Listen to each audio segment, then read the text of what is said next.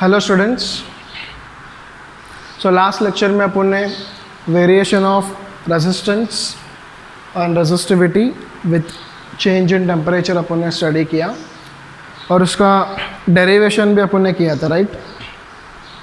तो आपको इक्वेशन मिला, लास्ट में आपको एक इक्वेशन मिला था, एक्सपोनेंशियल इक्वेशन मिला था, like rho final is equal to rho initial into e raise to alpha delta t, ये इक्वेशन आपको मिला था, राइट।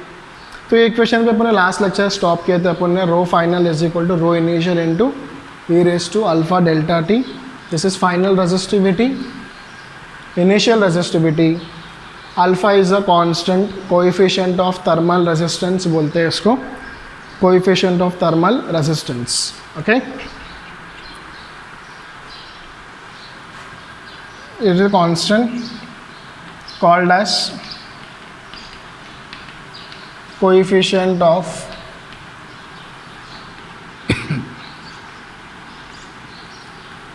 thermal resistance, okay। और उसका वैल्यू होता है 10 to the power -2 से लेकर 10 to the power -4 तक होता है per degree Celsius, okay. ranges from 10 raised to -2 to 10 raised to -4 पर डिग्री सेल्सियस, ये रेंज होता है अल्फ़ा का वैल्यू, राइट। नेक्स्ट, उसके बाद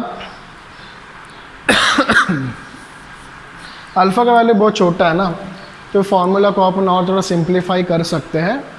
एक फार्मूला से एक एक्सपेंशन यूज़ कर सकते हैं अपन। तो एक्सपेंशन है ई रेस टू एक्स का। तो ई रेस टू एक्स जो मैथमेटिकल फार्मूला है, मैथ्स में ये एक्सपोनेंशियल फंक्शन बोलते हैं इसको, ई रेस टू एक्स। ये जो ई रेस टू एक्स है ना, इसका एक फार्मूला है, ओके।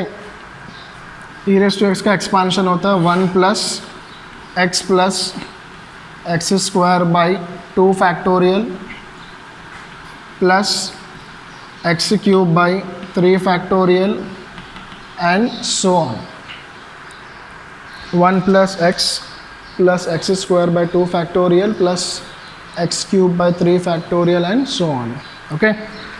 और जब x का वैल्यू बहुत छोटा होगा, if x is very small, तो आप एक अप्रोक्सीमेशन आता है, if x is very small, x का वैल्यू बहुत छोटा है, so e raise to x का वैल्यू अपन लिख सकते हैं 1 + x।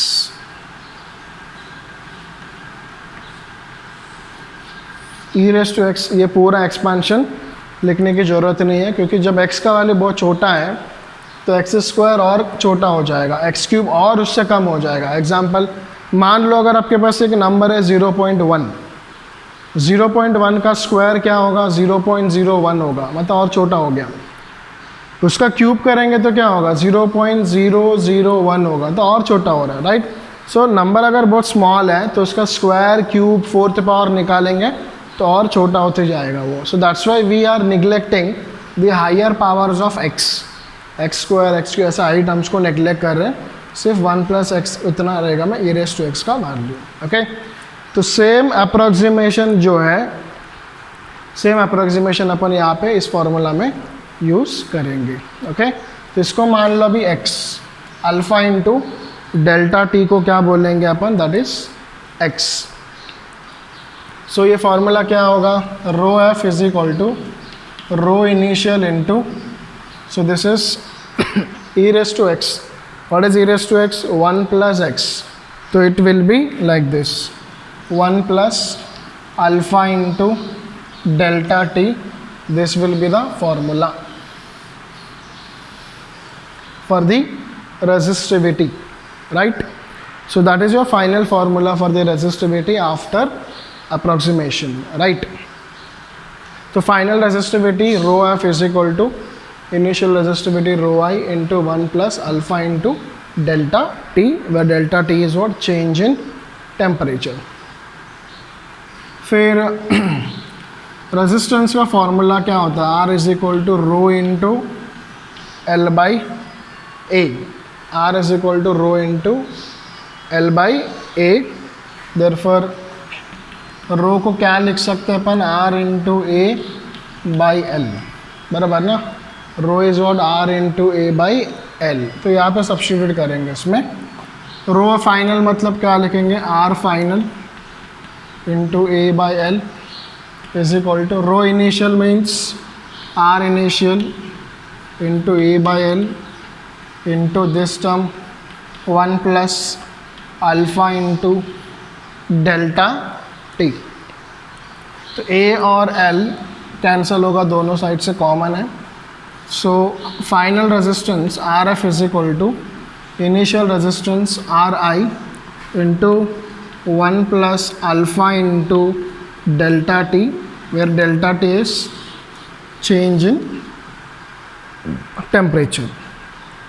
Okay, so these are the relations between resistivity and temperature and resistance and change in temperature of the conductor.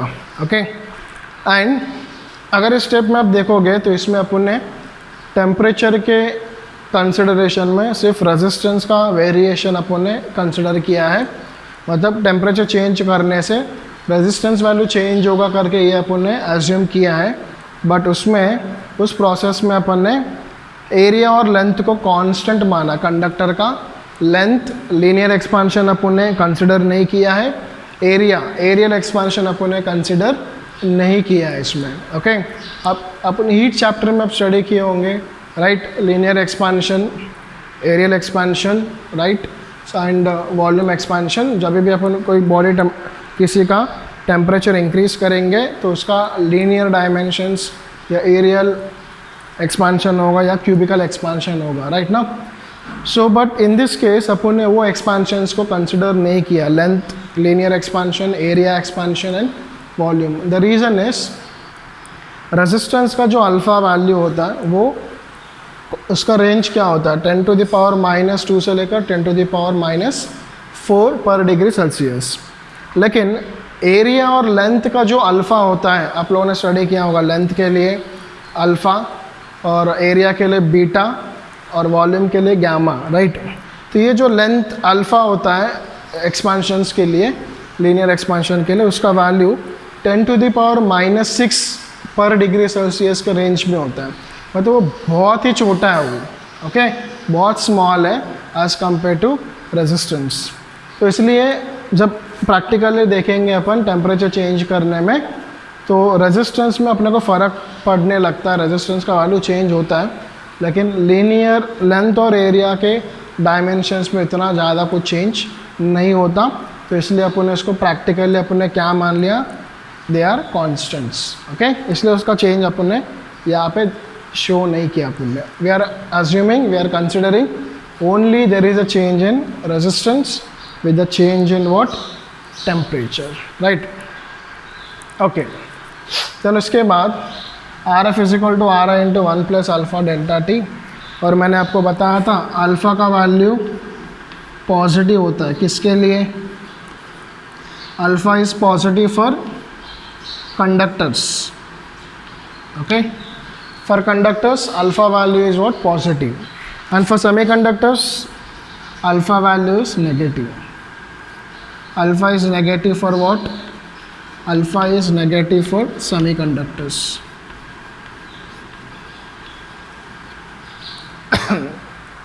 Okay, तो क्वेश्चन में आपको दिया रहेगा वो, और जनरली आप मेटल्स का जो क्वेश्चन से दिया रहेगा और सो कंडक्टर्स का क्वेश्चन ही रहेगा, तो अल्फ़ा का वैल्यू आपको पॉजिटिव ही मिलेगा। बट याद रखना सेमीकंडक्टर्स में अल्फ़ा नेगेटिव होता है, इसके लिए सेमीकंडक्टर में टेम्परेचर बढ़ाने से रेजिस्टेंस कम होता है उसमें, ठीक है। तो remember these two formulas, resistivity का और एक रेजिस्टेंस। नाउ सो अभी तक अपन अल्फ़ा को क्या मान लिया, अल्फ़ा को क्या मान लिया, कांस्टेंट, राइट। लेकिन प्रैक्टिकल में जब टेम्परेचर का डिफरेंस बहुत ज़्यादा होगा, टेम्परेचर का चेंज, लाइक कंडक्टर का टेम्परेचर चेंज कितना कर रहे हो, 100 डिग्री सेल्सियस से भी ज़्यादा टेम्परेचर चेंज कर रहे हो आप, तो उस केस में अल्फ़ा वैल्यू भी क्या होगा, चेंज होगा, अल्फ़ा भी कांस्टेंट नहीं रहेगा।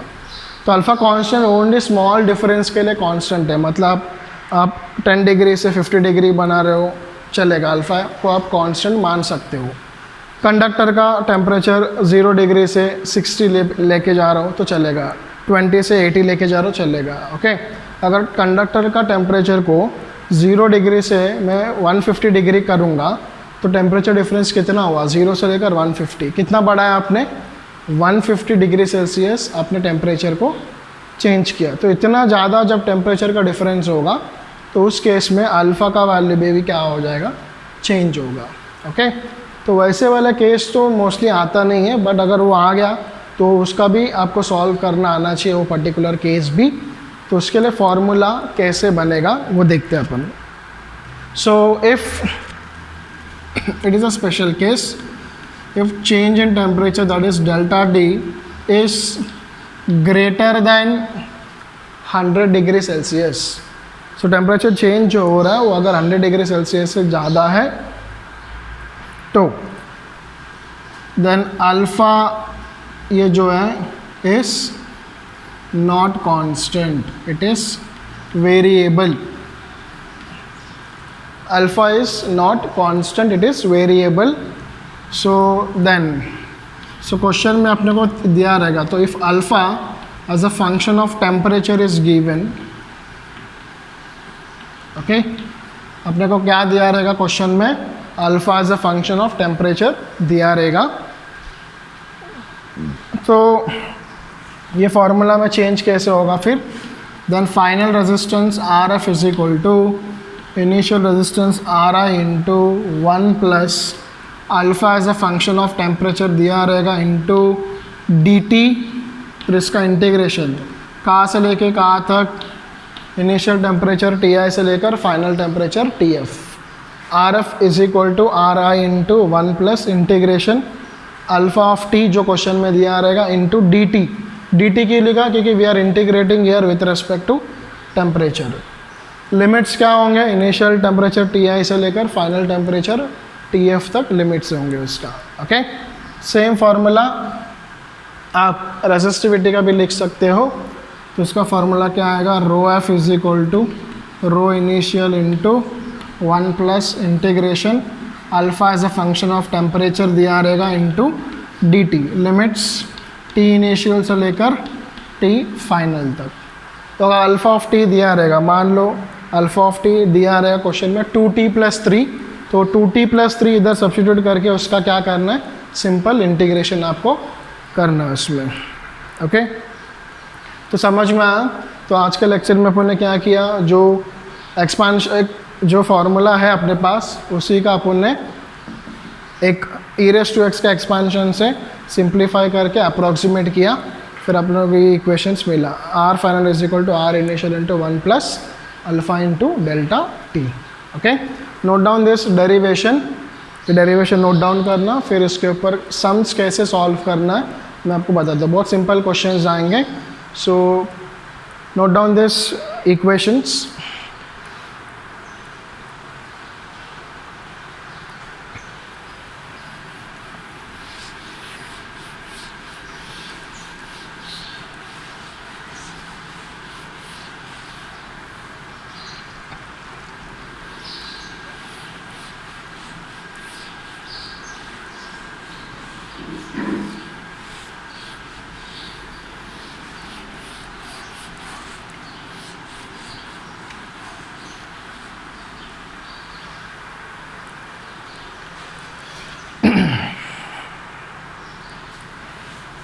ओके, सो अपने पास इक्वेशंस हैं, one is so R final is equal to R initial into 1 plus alpha into delta T, right. Alpha का यूनिट है per degree Celsius, alpha unit is per degree Celsius, right. इसमें ऐसे questions आ सकते हैं like the question is if write down question, a conductor has a resistance of 10 ohms at 0 degree Celsius. a conductor has a resistance of 10 ohms at 0 degree Celsius. सो क्या दिया अपने को question में,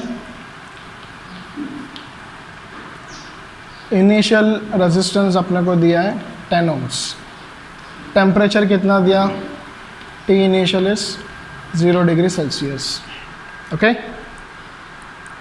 and find its resistance when the temperature is increased to 40 degree Celsius. Find its resistance when the temperature is increased to 40 degree Celsius. What is final temperature? 40 degree Celsius. Okay. So find its resistance. Let's say alpha value, take alpha value as 6 into 10 raised to minus 4 per degree Celsius. ये question में आपको दिया हुआ है, take alpha is equal to this 6 into 10 raised to minus 4 per degree Celsius. And what we have to find? We have to find final resistance, that is what? RF. Okay? तो एकदम simple questions आते हैं, सब दिया है इसमें अपने को, सिर्फ फार्मूला में आप सब्स्टिट्यूट करना है, उसमें आपको पता होना चाहिए क्वेश्चन में क्या दिया है और कैसे सब्स्टिट्यूट करना है, right. Solution, final resistance is equal to initial resistance into 1 plus alpha into delta T. Final अपने को फाइंड कर रहे हैं, इनिशियल रेजिस्टेंस कितना दिया है 10 ohms, तो initial resistance is 10 ohms into 1 plus alpha का value 6 into 10 raise to minus 4 into delta T. What is delta T? Change in temperature. 40 minus 0 कितना होगा? 40 minus 0 will be 40, so it is 10 into 1 plus 6 into 4 24, और ये 0 10 raise to minus 4, तो 10 into 1 plus 10 raise to minus 4 into 240 will be 0.0240, so this is 10 into 1.1 plus this 0.240, इसको इससे multiply करो 10 से, तो कितना मिलेगा 10.24 ohms। That is your final resistance। कितना मिला? 10.24। सो रेजिस्टेंस इतना ज़्यादा भी चेंज नहीं होता है अगर आप केयरफुली ऑब्जर्व करोगे। पहले रेजिस्टेंस कितना था? 10 ohms। कौन सा टेम्परेचर पे? 0 डिग्री पे। 40 डिग्री पे कितना हुआ? 10.24 ohms, मतलब 10 का वैल्यू कितना हो गया? 10.2 हो गया बस। तो वेरी स्मॉल चेंज आप ऑब्जर्व करने मिलेगा आपको रेजिस्टेंस में, ओके। लेकिन टेम्परेचर कितना बढ़ा आपको ने? 40 डिग्री, और रेजिस्टेंस 10 से कितना हुआ? 10.2, मतलब 0.24 ohms इतना इंक्रीज हुआ बस, ओके। तो आपको हमेशा आंसर्स भी ऐसे रेंज में आएंगे। सो कभी कभी आपके कैलकुलेशन की वजह से अगर 10 का आपको 1000 मिल रहा है इतना ही टेम्परेचर डिफरेंस में, तो समझो आपका कैलकुलेशन में कहीं तो भी कुछ मिस्टेक हुआ है। तो इतना लार्ज चेंज कभी भी नहीं आता उसमें, ओके। नेक्स्ट, फिर और एक एग्जांपल सॉल्व करते हैं ऐसे टाइप पे। Right down question, okay. ये लिखने के बाद अभी मैं जो क्वेश्चन डिक्टेट करूँगा वो लिखना। The question is a conductor as a resistance, a conductor has a resistance of 15 ohms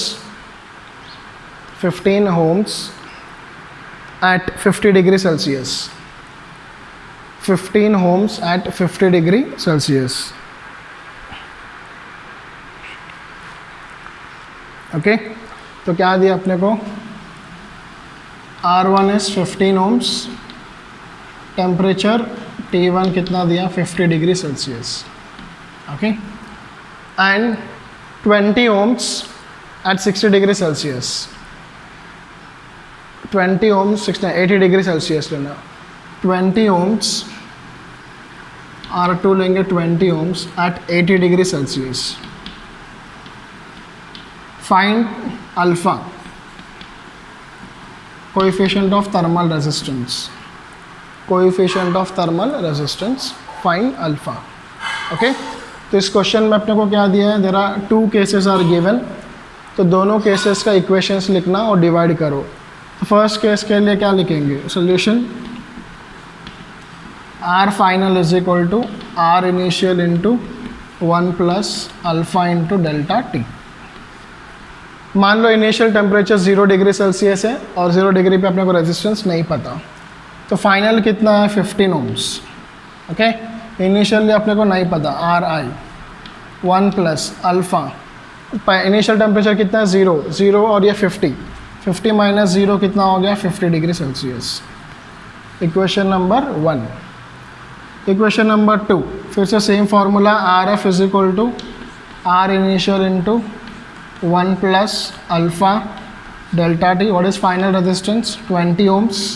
initially 0 degree पे कितना नहीं पता R I into 1 plus alpha, final temperature कितना हो 80, स्टार्टिंग में 0, 80 minus 0 will be 80, alpha into 80. Equation number 2. Okay, फिर ये दोनों इक्वेशंस को डिवाइड करो तो you'll get like this 15 by 20, R I और आर आई कैंसिल होगा, 1 plus alpha in 50 alpha by 1 plus 80 alpha. R I दोनों में कॉमन है तो ये कैंसिल हो जाएगा.